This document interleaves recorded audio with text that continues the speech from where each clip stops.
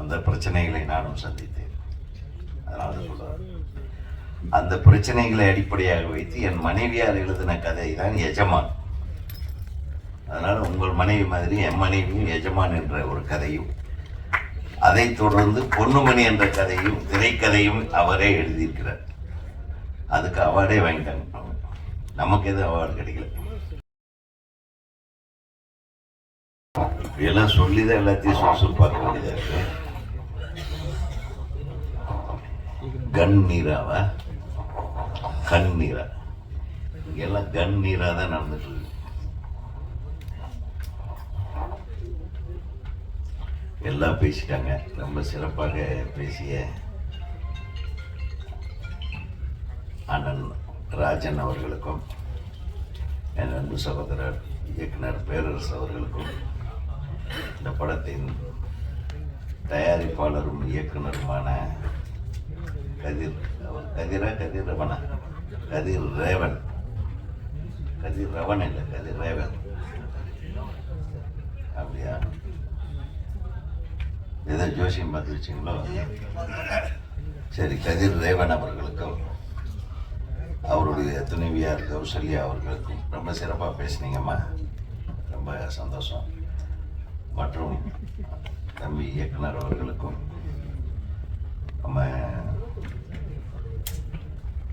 Executive தயாரிப்பாளர் அவர் தம்பி பேர் எனக்கு கத்தி படத்தோட இல்லையா, கத்தி தானே தம்பி, நல்லா பேசுனீங்க, ரொம்ப சுருக்கமாக பேசுனீங்க. அண்ணன் தயாரிப்பாளர் நல்லா பேசினாங்க.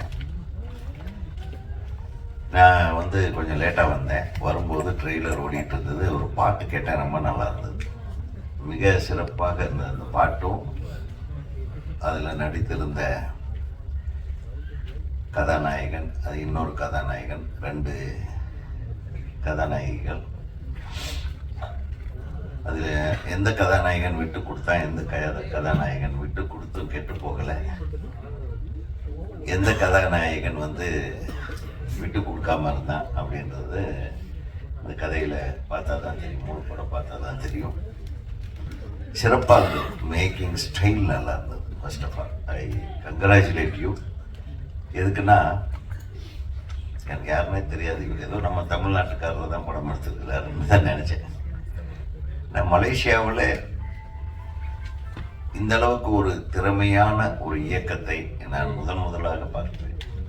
மலேசியா திரைப்படம் பண்ணுறது கை தட்டலாம், எல்லாம் தூங்கி வழியாதீங்க. என்னப்பா ப்ரெஸ் சூப்பராக இருப்பார். எந்திரி கண்மணி, நீதான் கொஞ்சம் நேரம் உட்கார, நான் பேசுகிறேன்ல. அப்புறம் என்னுடைய அருமை தம்பி முன்னாள் ரோபோ சங்கரை இந்நாள் பீப்பாய் சங்கராக மாறிவிட்ட என் அன்பு தம்பி அவர்கள். என்ன தம்பி, திருப்பியும் ரோபோ சங்கராக மாற வாழ்த்துகள். அவரும் சிறப்பாக அழகாக சிறுசாக பேசினாலும் அதில் ஒரு பெருசாக ஒரு விஷயத்தை வச்சு பேசினார். ரொம்ப நல்லா இருந்தது. படத்தில் 2 ஹீரோயின். அந்த காதல் பிரிவாற்றாமை பாட்டு ரொம்ப நல்லா எழுதியிருந்தாங்க சகோதரி. அந்த என்ன முதல் வரி நினைவோவா, கனவே அது ரொம்ப நல்லா இருந்தது. இந்த டியூன் இஸ் பியூட்டிஃபுல். ரியலி என்னுடைய முதல் வாழ்த்து இந்த இசையமைப்பாளருக்கும் பாடலாசிரியருக்கும் சொல்கிறேன். 2வது இயக்கம் சிறப்பாக இருந்தது. பார்த்த உடனே ஒரு புதுசாக ஒரு இயக்குனரெல்லாம் பண்ண மாதிரி தெரியல. அப்புறம் உங்கள் துணைவியார்கிட்ட கேட்கும்போது அவங்க சொன்னாங்க, ஏற்கனவே அவங்க முதல் படத்தில் நான் பாட்டு எழுதினேன், அந்த படம் முடியும் போது நாங்கள் கல்யாணம் பண்ணிட்டோம் அப்படின்னா. ஸோ அவங்க பாட்டு எழுதியே உங்களை கரெக்ட் பண்ணியிருக்காங்க. ஸோ அவங்க கவிதைக்கு அடிமையாகிட்டீங்க. கரெக்டா? இவர் டியூனுக்கு ஏதோ டியூனுக்கு நீங்களா டியூனா? அந்த டியூனுக்கு சரி, உங்கள் டியூனுக்கு அவங்க டியூன் ஆகிட்டாங்க. ஆக முதல் படத்தோட முடிவிலேயே இவங்க காதல் பிறந்திருக்கிறது. 2வது படத்தோட தொடங்கும் போது இதானே, 2வது படம் துவங்கும் போது ஒரு நல்ல சென்டிமெண்ட் சொன்னார். எனக்கு அது ரொம்ப டச் பண்ணுச்சு ரியலி. பிகாஸ் எல்லாருடைய வாழ்க்கையிலும் அந்த குழந்தை பிறப்பதற்கு சில தாமதம் என்ற சொல்ல வந்து பல்வேறு பிரச்சனைகளை உருவாக்கி விட்டுரும். அந்த பிரச்சனைகளை நானும் சந்தித்தேன். அதனால சொல்றேன், அந்த பிரச்சனைகளை அடிப்படையாக வைத்து என் மனைவியார் எழுதின கதை தான் எஜமான். அதனால உங்கள் மனைவி மாதிரி என் மனைவியும் எஜமான் என்ற ஒரு கதையும், அதை தொடர்ந்து பொன்னுமணி என்ற கதையும் திரைக்கதையும் அவரே எழுதியிருக்கிறார். அதுக்கு அவார்டே வாங்கிட்டாங்க. நமக்கு எதுவும் அவார்டு கிடைக்கல. அதனால நிச்சயமா இந்த படத்தின் மூலம் உங்கள் மனைவியாருக்கு துணைவியாருக்கு ஒரு அவார்டு நிச்சயம் உண்டு என்பதை நான் இங்கே தெரிவித்துக் கொள்கிறேன். ஆமா, இது என்னன்னா உங்களுடைய ஒருவரை ஒருவர் புரிந்து கொண்ட அந்த அன்பு இருப்பாங்க, அதுக்கு நிச்சயமா இந்த படம் வெற்றிய ஒரு சான்றாக இருக்கும். ஏன்னா அதுதான் சான்றாக இருக்கணும்ன்றது என்னுடைய கணிப்பு. ஏன்னா இந்த படம் பார்க்கும்போது ஒரு புது இயக்குனர் எடுத்த மாதிரி இல்லை, ஒரு நிறைவான மேக்கிங் ஸ்டைல் இருந்தது. அதுக்காக தான் நான் சொல்கிறேன். மற்றும் முழு படமும் பார்க்காம என்னால் எந்த கருத்தையும் சொல்ல முடியாது. இருந்தாலும் வந்து இந்த கண்ணெல்லாம் நீராவையே சுமந்து கொண்டிருக்கிறது, அதான் உங்கள் கதை. அந்த நீரா உங்களை சுமந்தாலன்றது எனக்கு தெரியாது. அந்த நீராவை எதற்காக விட்டு கொடுத்தீர்கள் என்றும் தெரியாது. ஆனால் அண்ணன் சொன்ன மாதிரி, நம்ம தம்பி சொன்ன மாதிரி, உங்கள் துணைவிக்காக நீங்கள் விட்டு கொடுத்தது, உங்களுக்காக உங்கள் துணைவி விட்டு கொடுத்தது, அந்த ரெண்டு இருக்கு பாருங்க, அது நிச்சயமா ஒரு சக்சஸ்ஃபுல்லான எலிமெண்ட்டாக தான் இந்த படத்தில் உங்களுடைய உணர்வுகளும் இதில் கலந்திருக்கும் என்பதை என்னால் புரிந்து கொள்ள முடிகிறது. அது இது கொஞ்சம் டஃப்பான படமாக தான் இருக்கும், நம்ம சும்மா பார்க்க முடியாது. ஏன்னா இந்த மாதிரி ஒரு டைட்டில் வச்சுருக்காங்கன்னா அதுக்குள்ள ஒரு ஒரு ஏதோ ஒரு விஷயம் இருக்கும். பொதுவாகவே எல்லாரும் சொன்னாங்க, மலேசியா அண்ணன் சொன்னார், மலேசியாக்காரங்கன்னா நம்ம சரியாக கவனிக்க மாட்டோம். யார் சொன்னது? இன்றைக்கும் என்னுடைய மலேசியா நண்பர்கள் வர்றதுக்கு ஒரு வாரத்துக்கு முன்னாடியே ஃபோன் பண்ணிவிடுவாங்க. நான் எல்லா ப்ரோக்ராமையும் விட்டுட்டு அவங்கள வரவேற்பேன். அவங்களுக்கு ஈக்குவலாக நம்ம கவனிப்போம். தமிழர்களோட பண்பாடு. உங்களுக்கு நல்ல நண்பர்கள் மலேசியாவில் இல்லை போட்டுருக்கும். இந்த ராஜன் எங்கே வந்தாலும் இப்படி ஒரு பிட்டை போட்டுருது. ஏன்? தமிழர்கள் தாங்க மரபு மாறாமல் என்ன இங்கே இருக்கு. ஏன் இல்லை? நான் இருக்கேன், நான் அப்படித்தான் இருக்கிறேன். நீங்க அப்படி இல்லை போடுறது. அது நீங்க அப்படி இல்லைன்னு சொல்லுங்க. பாருங்க, அவன் தம்பி எப்போ வந்தாலும் மலேசியா சிங்கப்பூர்லேருந்து ஆளுங்க வந்தாங்கன்னா அவங்களை கூப்பிட்டு ஷூட்டிங் கூட கேன்சல் பண்ணிட்டு காரில் தூக்கி போட்டு அவங்க எங்கெங்கெல்லாம் ஷூட்டிங் பார்க்கணுமோ அங்கெல்லாம் கொண்டு போய் விட்டுருப்பான். கரெக்டா? பார்த்தீங்களா? கை தட்டுங்க. அதுக்கு பேரரசு மலேசியாக்காரங்கிட்ட பழக்கமே கிடையாது. அவர் வெளிநாடே போக மாட்டார், பயந்துட்டு. அவர் விட்டுட்டு, நாங்கள் போகும்போது ஒரு தடவை விட்டுட்டு போயிட்டோம். நானும் செல்வமணி விட்டுட்டு போயிட்டீங்க. ஆக மலேசிய தமிழர்களுக்கு இணையாக இந்த தமிழர்களும் மலேசிய தமிழர்கள் பால் அன்பும் ஆதரவும் பாசமும் காட்டுபவர்கள் தான் என்பதை நான் வந்து இங்கே பதிவு செய்ய விரும்புகிறேன். ஏன்னா அப்படித்தான் என்னுடைய நண்பர்கள். அதான் எந்த இடத்துல நீங்கள் இருக்கீங்க. ஸோ மலேசியாவுடைய இப்போ ப்ரெசன்ட் எம்பி ஒருத்தர் எனக்கு தெரியும், ஒரு சின்ன தம்பி. அவர் பேர் அவர் மந்திரியாக இருக்க வேண்டியது, அவர் எனக்கு தெரியும். அப்போது மந்திரியாக இருக்காங்களே ஒரு லேடி, நம்ம தமிழ்ச்சி, பினாங்கிலிருந்து வந்து ஒரு அமைச்சராக இருக்கிறாங்க. இப்போது அவங்களுக்கு இது மாதிரி எல்லாமே எனக்கு நண்பர்கள் இருக்காங்க. அவங்க எப்போ வந்தாலும் அண்ணே நான் வரேன்னே, நீங்கள் இருக்கீங்களா அம்மாங்க, வாங்கம்மா அப்படின்னு அவங்களுக்கு ரூம் போடுறதுலேருந்து கார் அரேஞ்ச் பண்ணுறதுல எல்லாமே நம்ம பண்ணிகிட்டு இருக்கோம். அதே மாதிரி இந்த திரைப்படத்தை தமிழர்கள் நிச்சயமாக வரவேற்பாங்க. அது எல்லா அளவும் சந்தேகப்பட வேண்டும். நிச்சயமாக தமிழர்கள் இதை மிகப்பெரிய அளவுக்கு வரவேற்பார்கள். உங்கள் மலேசியாவில் நடந்த ஒரு சின்ன விஷயத்தை சொன்னீங்க, இந்த படத்தை போட்டு காட்டும்போது எப்படி அவங்க வந்து உங்களை நேசித்து அதை அந்த உள்ளுணர்வை உருவாக்கக்கூடிய ஒரு கண்டென்ட் உங்கள் படத்தில் இருந்ததுன்னா அது அங்கே சக்ஸஸ் ஆன மாதிரி இங்கேயும் சக்ஸஸ் ஆகும். அது டெஃபினட்டாக. ஏன்னா கண்டென்ட்டு தான் இன்றைக்கி முக்கியம் ஒரு படத்துக்கு. ஆகவே நீங்கள் எதை பற்றியும் கவலைப்பட வேண்டாம். ஒரு மிகச்சிறந்த கதையைத்தான் நீங்கள் ஏன்னா சொந்த காசு போட்டு படம் பண்ணுறதுக்கு 2 இளைய தம்பதிகள் முடிவெடுத்துக்கிறீங்கன்னா அந்த முடிவுக்கு ஃபர்ஸ்ட் ரிசல்ட்டு உங்களுக்கு குழந்தை பிறக்க போகிற குழந்தை இல்லையா? அது பிறந்துக்குதா? அதுக்கப்புறம் இது அடுத்தது 3வது, அதுக்கப்புறம் 1, அதுக்கப்புறம் 1, அதுக்கு முன்னாடி 1 தெரியாது.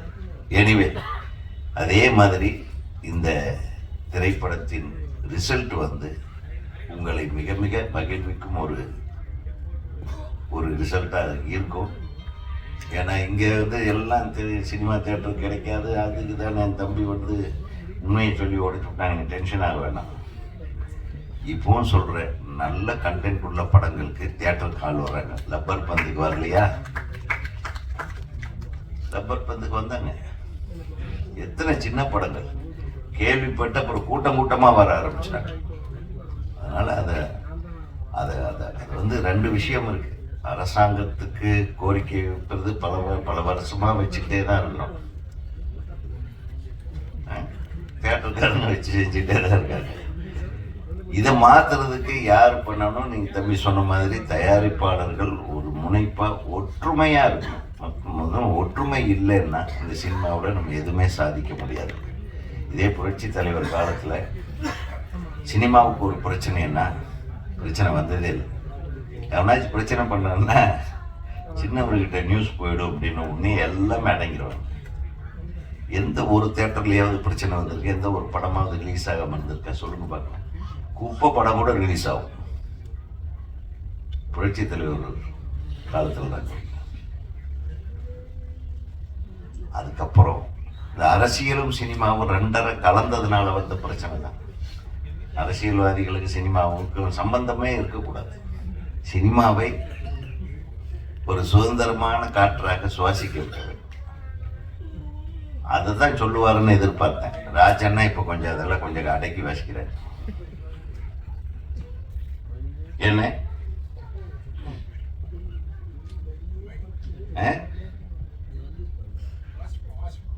ஆமாம். ஸோ சினிமாவில் அரசியல் இருக்கலாம், அரசியலில் சினிமா இருக்கக்கூடாது. அரசியலில் சினிமா இருக்கக்கூடாதுன்னு என்னுடைய தாழ்மையான கருத்து. அப்படி இருந்தப்பெல்லாம் படங்கள் சிறப்பாக ஓடி இருக்கு. அதுதான் நான் சொல்ல விரும்புகிறேன். ஆக நீங்கள் எதுக்கும் கவலைப்பட வேண்டாம். நல்ல டிஸ்ட்ரிபியூட்டர் உங்களுக்கு அமைஞ்சிருக்காருன்னு நினைக்கிறேன். யார் டிஸ்ட்ரிபியூட்டர்? நீங்கள் தான். பாருங்க, வாங்க முன்னாடி உட்காருங்க. நீங்கள் இந்த மாதிரி தான் டிஸ்ட்ரிபியூட்டர்லாம் பின்னாடி உட்காந்து வச்சிங்கன்னா எவ்வளவு தைரியமாக இவருக்கு ஒரு மிகப்பெரிய கரவசத்தை கொடுங்க. தைரியமாக நிச்சயமாக இந்த படம் வெற்றி படமாக உங்களுக்கு வரும் என்று சொல்லி இந்த திரைப்படத்தில் பங்கு பெற்ற அனைத்து தொழில்நுட்ப கலைஞர்கள், நீங்கள் மலேசியாவிலேருந்து வந்திருக்கீங்க. ஆனால் நீங்கள் மலேசியாக்காரர் மாதிரியெல்லாம் இல்லை, நீங்கள் தமிழர்கள். எல்லாரும் சொல்கிறாங்க, நீங்கள் சொல்லும்போது ஒரு வார்த்தை சொன்னீங்க, எனக்கு கொஞ்சம் மனசு கஷ்டமாக இருக்கு. திரைக்கடலோடையும் திரவியம் தேடு. அது உங்கள் அப்பம் பாட்டங்கள் பண்ண காலம். அப்போ பிரிட்டிஷ்காரன் இங்கிருந்து இப்போ கொஞ்சம் பேர்த்த தூக்கிட்டு போய் அங்கே வேலை வாங்கிட்டு இருந்தான். அதில் செட்டிலானவங்க பாதி பேர் தமிழர்களை மலேசியாவில் மற்ற இந்தோனேஷியா அந்த மாதிரி தீவுகள் எல்லாத்தையும் கொண்டு போய் வச்சுட்டாங்க. அவங்க வேலைக்காக நம்மளை கொண்டு போய் வச்சாங்க. அப்படியே பாரம்பரியமாக அங்கேயே இருந்து பிறந்து வளர்ந்து அப்படியே குடும்பமாக ரப்பர் தோட்டங்களில் வேலை செஞ்சு அந்த மாதிரி கஷ்டப்பட்ட காலங்கள். நீங்கள் அங்கே அனுப்பப்பட்டவர்கள் தானே தவிர நீங்கள் தமிழர்கள். நீங்கள் இங்கே வர்றது உங்கள் உரிமை. You can take a POI card இல்லையா? நீங்கள் ஒரு கார்டு வாங்கிக்கலாம், இங்கேயே பேங்க் அக்கௌண்ட் ஓப்பன் பண்ணலாம், இங்கேயே ஆதார் வாங்கலாம். உங்களுக்கு 2 குடியுரிமை கிடைக்கும் வாய்ப்பு இருக்கிறது. அதையெல்லாம் பயன்படுத்திக் கொள்ளுங்கள். அனைத்து மலேசிய தமிழர்கள் உங்களுடைய பாரம்பரியத்தை கரெக்டாக ஐடென்டிஃபிகேஷன் இருந்ததுன்னா உங்களுக்கு இன்னொரு குடியுரிமை இந்தியாவில் இருக்கிறது. அதை பயன்படுத்துங்க. யாரும் சொன்னது உங்களை வெளிநாட்டுக்கார மலேசியாக்காரர்? நீங்கள் தமிழரையா?